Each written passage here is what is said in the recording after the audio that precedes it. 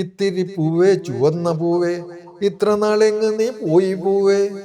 മണ്ണിനടിയിൽ ഒളിച്ചിരുന്നു, മറ്റുള്ള പൂക്കളെ കാത്തിരുന്നു.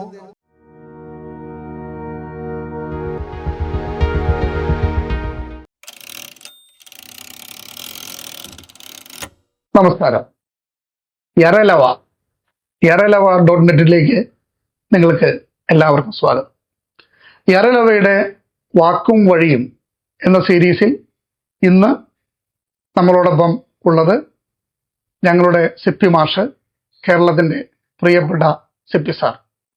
കേവലം ഒരു അധ്യാപകൻ എന്നതിനപ്പുറം കേരളീയ ജീവിതത്തിലെ എല്ലാ പ്രായത്തിലുള്ള മനുഷ്യരുടെയും നിത്യജീവിതത്തിലെ ഒരു സാന്നിധ്യമായിരുന്നു നമ്മുടെ പ്രിയപ്പെട്ട സിപ്പി സാർ.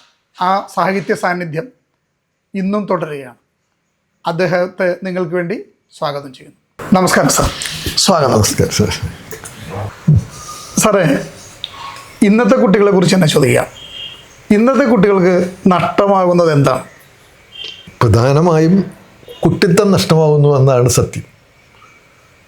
ഒരു കൊച്ചു കുഞ്ഞിൻ്റെ നിഷ്കളങ്കത ഒരു കുഞ്ഞിൻ്റെ മുഖത്തും മനസ്സിലും ചുണ്ടിലും കാണാത്ത ഒരു കാലമായിട്ടാണ് ഇപ്പോൾ എനിക്ക് തോന്നുന്നത്.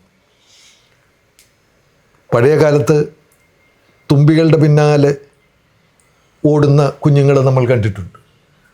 പൂക്കളോട് കിന്നാരം പറയുന്ന കുഞ്ഞുങ്ങളെ നമ്മൾ കണ്ടിട്ടുണ്ട്.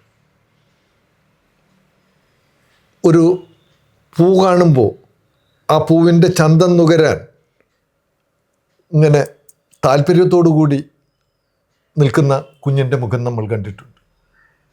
ആ ഒരു അനുഭവം ഇന്ന് കാണുന്നില്ല.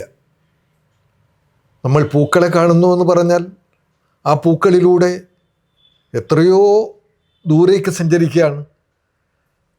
ഒരു തുമ്പപ്പൂവിനെ കാണുമ്പോൾ ആ തുമ്പപ്പൂവിൽ നിന്ന് 100 കഥകൾ വിരിയും. ആ തുമ്പപ്പൂവിൻ്റെ നിറം, തുമ്പപ്പൂവിൻ്റെ ആകൃതി, അതിൻ്റെ ഭംഗി, ഇതൊക്കെ ആ നിഷ്കളങ്ക ബാല്യത്തിൻ്റെ ലക്ഷണമായി അവർ കണ്ടിരുന്നത്. ആ ഒരു കുഞ്ഞിന് തോന്നും ഇത് മാലാഖയുടെ പാദമാണെന്ന് തോന്നും. നല്ല വെളുത്ത, അമ്മമ്മ പറഞ്ഞു തന്നിട്ടുള്ള കഥകളിലെ ആ മാലാഖയുടെ പാദം പോലെയാണല്ലോ ഈ തുമ്പപ്പൂ എന്ന് തോന്നും. അപ്പോൾ ഏതോ മാലാഖയുടെ കളഞ്ഞുപോയ ഒരു പാദമാണ്, കാൽപാദമാണ് ഈ തുമ്പപ്പൂവായിട്ട് വിരിഞ്ഞു നിൽക്കുന്നതെന്നുള്ള ഒരു ചിന്തയിലേക്ക്, ഒരു ഭാവനയിലേക്ക് കുഞ്ഞിൻ്റെ മനസ്സിൽ കൊണ്ടുപോകും. ഇങ്ങനെയായിരുന്നു പഴയ ബാല്യത്തിൻ്റെ പ്രത്യേകതകൾ. അപ്പോൾ അതിൽ നിന്നാണ്, ഈ കുഞ്ഞുനാളിലെ അത്തരം അനുഭവങ്ങളിൽ നിന്നാണ് കവിത പോലും വന്നിരുന്നത്. അങ്ങനെയാണ്. ഒരു കുഞ്ഞിനെ കാണുമ്പോൾ, ഒരു പൂവിനെ കാണുമ്പോൾ ഒരു കുഞ്ഞിന്, ആ കുഞ്ഞിന് ആ നിഷ്കളങ്ക മനസ്സിൽ നിന്ന് വരുന്നു ഒരു ചോദ്യം, അറിയാതെ വരുന്നുണ്ട്. ഇത്തിരി പൂവേ ചുവന്ന പൂവേ, ഇത്ര നാളെങ്ങ് നീ പോയി പൂവേ. മണ്ണിനടിയിൽ ഒളിച്ചിരുന്നോ, മറ്റുള്ള പൂക്കളെ കാത്തിരുന്നോ. ഇങ്ങനെ ഒരു ചോദ്യം ഉണരണമെങ്കിൽ ആ കുട്ടി പുറത്ത് നിൽക്കുന്ന ഇത്തരത്തിലുള്ള പൂക്കളെ, പ്രകൃതിയിലെ ഇത്തരം കുരുന്നു പൂക്കളെയെല്ലാം നോക്കിക്കാണാനുള്ള ഒരു അനുഭവം ബാല്യത്തിലുണ്ടാകണം. പക്ഷെ ഇന്ന് അങ്ങനെ ഏതെങ്കിലും ഒരു പൂവിനെ നോക്കുന്ന ഒരു കുട്ടിയെ നമ്മൾ കാണുന്നില്ല. ഞാൻ നേരത്തെ സൂചിപ്പിച്ചതുപോലെ ഒരു തുമ്പിയുടെ പിന്നാലെ ഓടുന്ന ഒരു കുട്ടിയെ കാണുന്നില്ല. ഒരു കിളിയുടെ പാട്ടിന് എതിർപാട്ട് പാടുന്ന ഒരു കുട്ടിയെ നമ്മൾ കാണുന്നില്ല.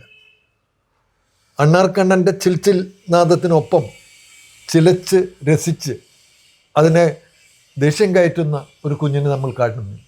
ഇതൊക്കെയാണ് ബാല്യകാല കുസൃതി. നിഷ്കളങ്കതയുടെ അടയാളമായിട്ട് നമ്മൾ കണ്ടിരുന്നത് ഇത്തരത്തിലുള്ള അനുഭവങ്ങളാണ്. ഇതൊക്കെ നമ്മുടെ ചുറ്റുപാടുകളിൽ നിന്ന് തന്നെ മറഞ്ഞുപോയി. അങ്ങനെ ഒരു കുട്ടിയെ തന്നെ കാണുന്നില്ല. പുറത്ത് ഒരു കുട്ടി തന്നെ ഇങ്ങനെ ആ വീട്ടിലുള്ള പൂന്തോട്ടത്തിൽ അല്ലെങ്കിൽ വീട്ടിലുള്ള ചെടിയുടെ മുന്നിൽ ഒരു കുട്ടി തന്നെ പ്രത്യക്ഷപ്പെടുന്ന രീതി ഇന്നില്ല.